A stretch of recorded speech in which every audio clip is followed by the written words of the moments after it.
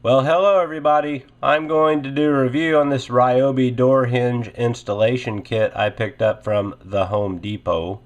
These retail for $24.97 plus tax.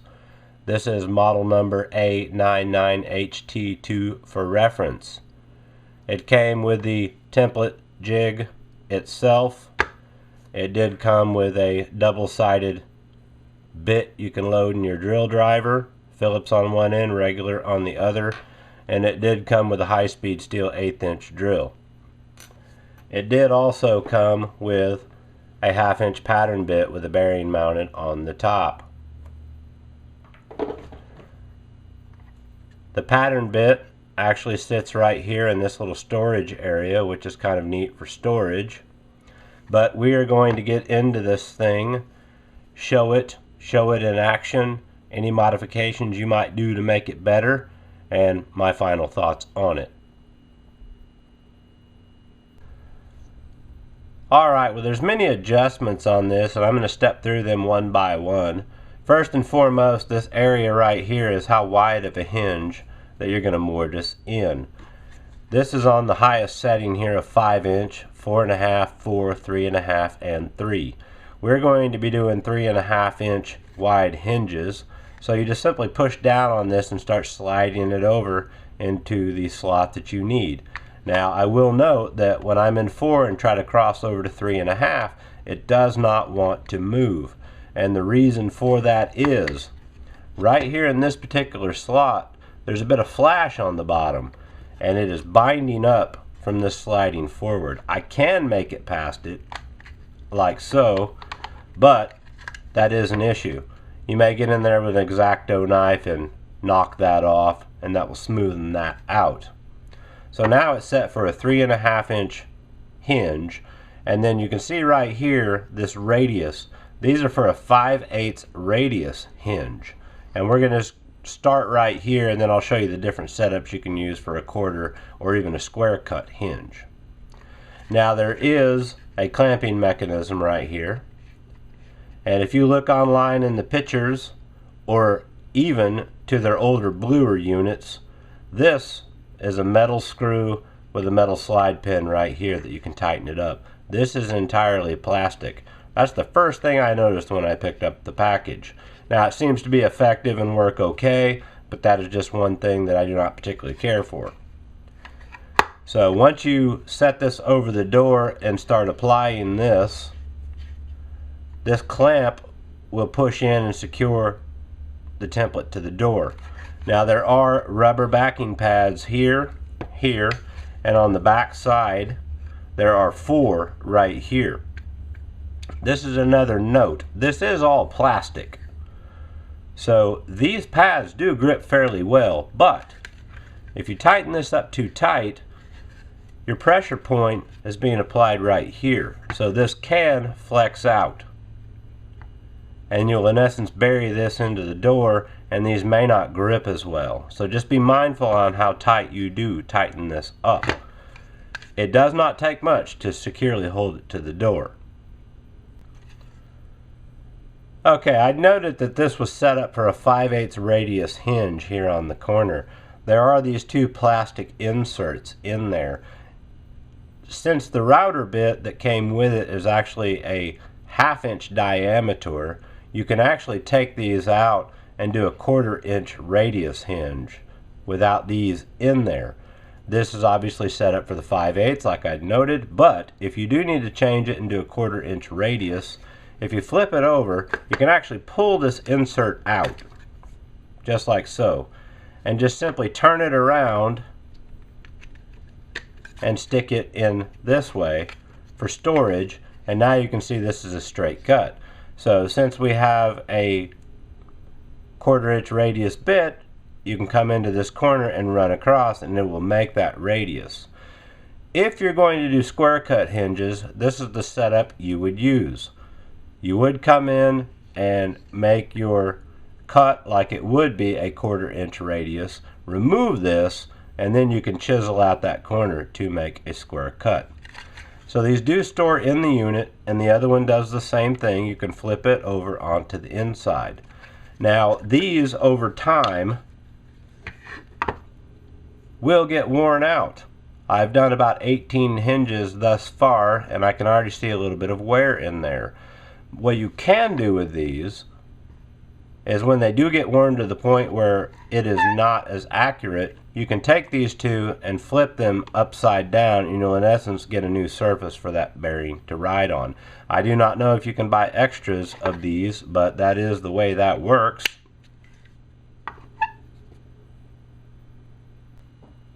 Now, you can use a full base router with this, and in this setup you probably have enough support area here where you do not need anything extra.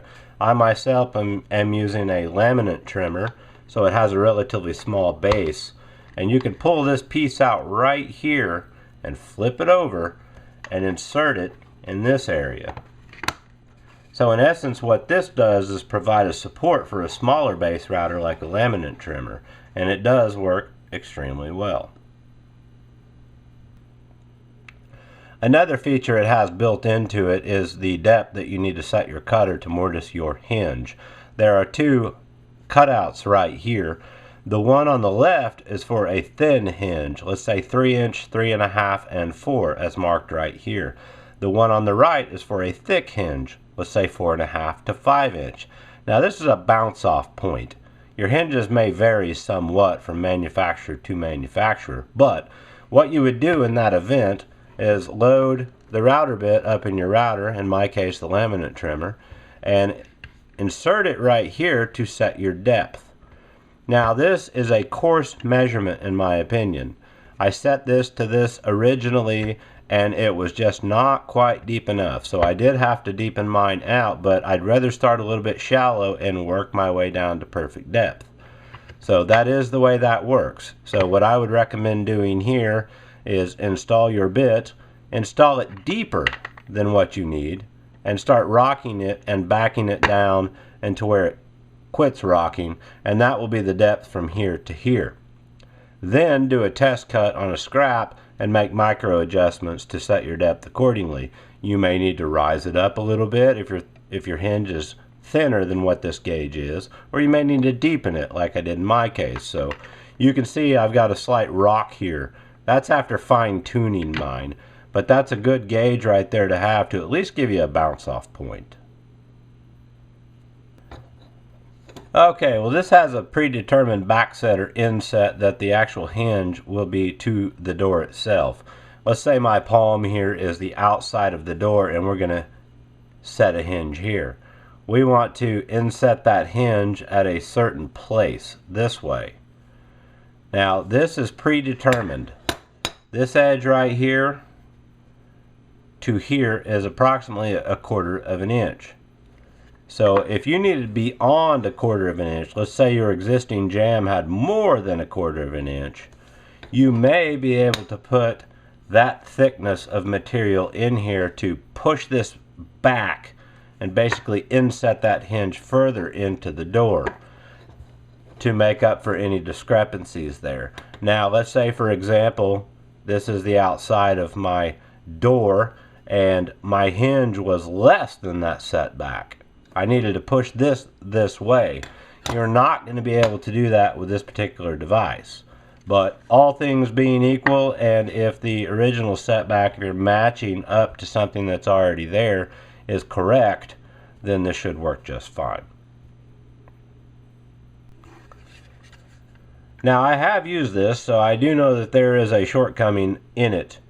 And this is something they should correct, and it would be very simple to do so, or you could do this on your own if you're a perfectionist.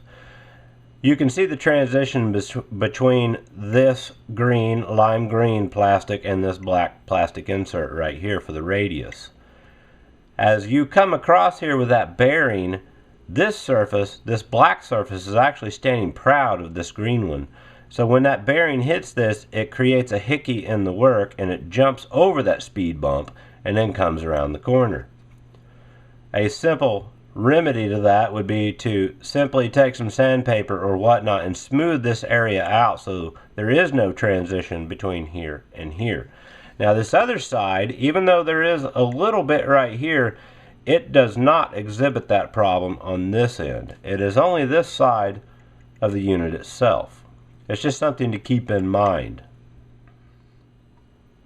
Well, once everything is lined up and clamped onto the door, you can see this void right here. This is actually where you set your trimmer down or your router, and this area is where you would put it on and then fire it up. And the way I do this is I come in and I start zigzagging across to take the core material out first, leaving just a little bit around the corners and the edges, and then I come in and I make a final pass to make a very clean cut. Some folks come in here and gouge the outside out first and then come back and take all the middle out. But I find I get cleaner cuts by doing it just like I had described. Now, in my haste that I was using this, I picked the router up too quick, and I actually caught this edge right here of the plastic. I'm not sure if you can see the damage. It still works, but I did catch that before the router spun all the way down, and it slung it out and hit me in the chest. So it's just a word of caution there. Enter here, turn your router on, make your cuts. You can turn it off anywhere, but I just come back to this area by default, and then turn it off and let it spin completely down before you release it out of the unit. Well, that's a general rundown on how to set it up and dial things in for use. I am going to show some real-time testing here. I did want to touch base on this particular piece right here again, which they say to insert for laminate trimmers. You know, if you're using a full base router, you may not need this support, but depending on what you're doing, why not have a little bit of extra support here? Go ahead and use it, or at least try it out. And if for some reason it gets in the way, then simply remove it and continue on. But I see no reason not to be able to just leave it there for a little bit of extra support. Alright, if you're doing mini doors, you might consider making a contraption like this. This is just a scrap 2x4 with some duct tape on it for protection to the door. This side over here is just simply a 2x4 with a T coming off of it and 2x, and then a 1x whatever material here just put on there with some duct tape as well. So you set the door in and you just simply clamp it about halfway up on one side, and that'll hold it securely so you can do your work. I have a clamp installed now with the door sitting in it. You can see how rigid it is. Simple, but yet still effective. Alright, before you just start randomly putting your hinges in, if you're going to be using an existing jamb, like I am, that already has mortises in 3 spots, you need to make sure that you match the new ones to it, leaving yourself a gap of, let's say, an 1/8 inch on the top. So measure down from the existing jamb to the top of your top hinge, make reference of that, the middle and the bottom one, make notes, and then subtract 1/8 of an inch off that measurement. So let's say it measures 7 1/8 to the top of the top hinge. Set this hinge at 7 inches, and that will make sure you're left with an 1/8 inch gap at the top so your door doesn't scrub. I'm not getting into door frames that aren't square and all of that jazz, but just do some serious measuring there. Also, if you're purchasing a slab like this that already has the lock set holes punched in it for you, you need to make sure that the striker side also measured from the top down to the center of the striker hole, and make sure it's going to lay out with an 1/8 inch on the top. If there's any discrepancies from side to side, you cannot change this measurement. It is what it is, but you could make minor adjustments on where you inset your hinges to raise the door or lower it down to ensure this is going to match up properly once it's hung. So do a lot of measuring and then proceed slowly, and everything should work out fine. If you're doing multiple doors like I am in my case, you might consider making yourself a story pole. You might call it a story stick or a storyboard, but they all tell the same story. What I've done here is just taken a 1x2x6 and a piece of a paint stir stick and just nailed it on the top. That's my stop. So what I've done down this board, since I know I want to leave an 1/8 inch on the top and my first hinge measured at 7 1/8, I came down the board 7 inches and made a mark and scribed it all the way around to the other side. The reason I took that line all the way around is depending if my door is going to swing left or right, I just make the mark on either side. It doesn't really matter. So now that I've put it on and brought it down here, it's just as simple as marking my door here the second top of hinge, and so on. And you can see I've also put an X in these reference points here.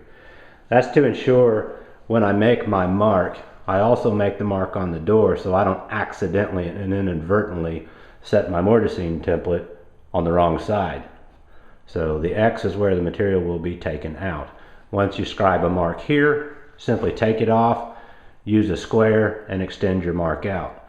And then make sure when you set your template, you just line it up to that mark and then route out your mortise. Okay, well here's my mark and here's my X. This is where I'm going to take the material out. Like I noted, there's a little bit of play in this right here, and I know my bearing's going to come around and push it that way, so I'm going to hold it over that way with my thumb and just simply line up my mark right there.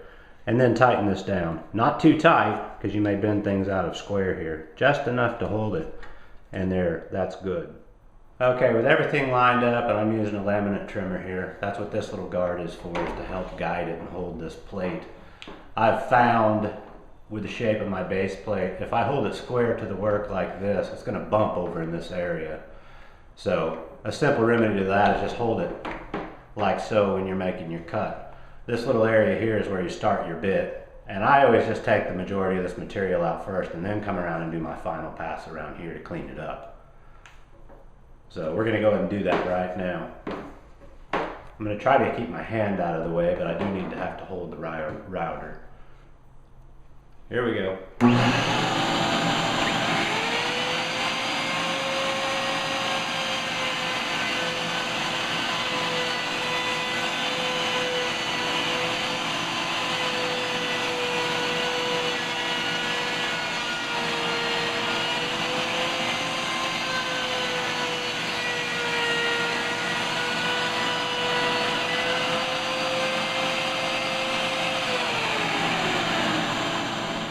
Alright, well I've got everything dialed in as far as depth and whatnot. Here it is.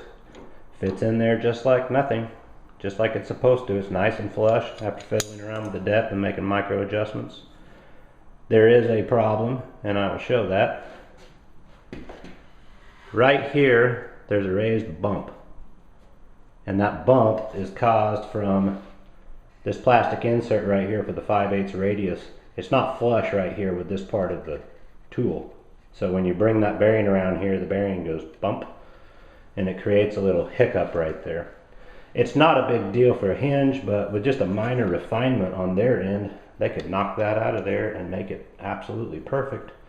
One could entertain sanding this plastic down a little bit to relieve that area to where it makes a smoother transition, or none at all.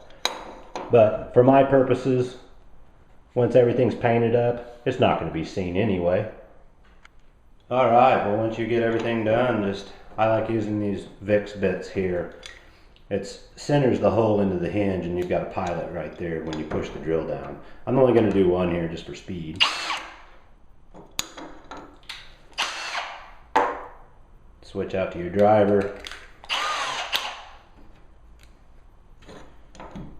And it puts it perfectly in the center. Run it home. Okay, well up until now I've been doing right hand in swing doors. This is my first left hand. I just wanted to make note here, if you're doing a left hand in swing, this would be the ones for the right. I was using the router from this side.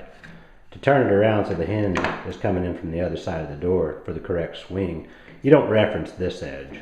You reference this edge right here, and this is the material I'm going to be taking, just like that. Some people might be wondering about how a door is hung, either right hand or left hand. There's also a swing, in swing and out swing, but that's primarily geared towards exterior doors, and I'll explain that momentarily. But if you are looking to buy a door, especially one that is maybe pre-jammed, you need to know if you need a left or a right. And the simple way to do that is, you can see the hinges are right here, and this door swings that way. So if I stand with my back on the hinge side and simulate a door, I'm simulating this swing with my right arm. So it's a right hand door. Now there is an in swing and an out swing. I could make this swing out into the hallway, for example, by simply turning the door around. So if the hinges were over here and I did the same thing, it's still a right hand swing door. I've just made it an outswing instead of an inswing. Here's an example on an exterior door, and this is where the inswing and outswing is really important, and here's why. The door hinges are right here on this particular door. If I did the same thing and stood with my back to it, now I'm using my left hand to swing in here. So this is a left hand door, but it is an inswing. We cannot just simply turn this around and make it an outswing left hand because of the threshold. The threshold needs to be outside. So if we wanted this door to swing this way, we would actually have a right-handed outswing door, saying this is the outside. Well, alright guys, I've used this for about 18 hinges so far. It is exhibiting a little bit of wear already from the bearings and the radius right here. Not so much of a big deal. You can flip these over and increase its longevity when these do get to the point where they're out of your spec. Now, my final thoughts on this are it does work, and it does work well. This is not something that a professional would use from day to day, in and out, but start pricing those types of units and that'll bring you quickly to $25 or so. But for my application and what I'm doing on this particular project, it's working well for me, and if I get past my project on this $25, I will simply go out and buy another one for the next project and probably have a router bit that will outlast this right here. All in all, I do believe it is a great product. I think there should be a little bit of re-engineering or personal modifications in this area right here to make it work even a little bit better. But all in all, I think it's a winner. Thanks for watching, guys, and good luck.